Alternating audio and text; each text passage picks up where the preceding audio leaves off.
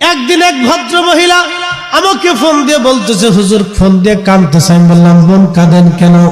বলে, হুজুর, আপনার ওয়াজ আমি নিয়মিত শুনি, আমি ঘুমের ওষুধ বানাই ফেলছি আপনার ওয়াজ, আমি ঘুমানো যাওয়ার আগে আপনার ওয়াজ শুনে শুনে আমি ঘুমাই। হুজুর, আপনার ওয়াজ শুনে আমার জীবন পরিবর্তন হয়েছে। হুজুর, আমার ভুল হয়ে গেছে। আমি বললাম, কি ভুল? বলে, আজ থেকে বহু বছর আগে আমার স্বামীকে নিয়ে আমি ঢাকায় চলে আসছিলাম। আমার শাশুড়ির মনে ব্যথা দিয়ে আমি তার সন্তানকে তার কলিজা থেকে কেড়ে নিয়ে আসছিলাম।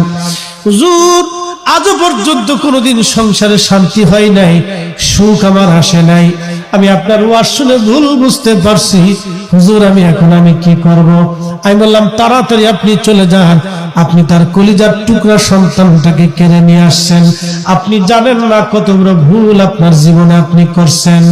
কারণ একটা মা ছোট্টকাল থেকে সন্তানটাকে লালন পালন করে দুলিয়ে দুলিয়ে কোলে করে মানুষ বানায়।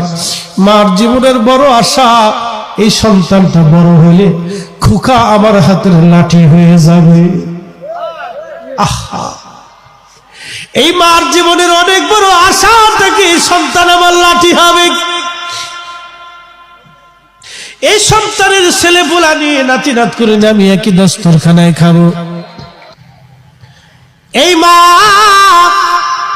সন্তানটাকে নিয়ে অনেক বড় স্বপ্ন দেখে, ছেলেটা বড় হবে, নাতিপুতি হবে, একবার দস্তরখানায় খাবার খাবো, এক বিছানায় ঘুমাবো, সন্তান আমার পাশেই থাকবে, নাতি নাত করে দেখবো, সন্তানাদি দেখবো, একসাথেই খাবো।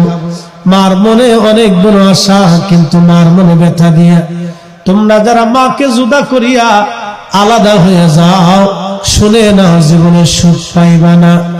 ওই মহিলা কাঁদে আর বলে, হুজুর, আমি এখন কি করব? আমার বলে দেন।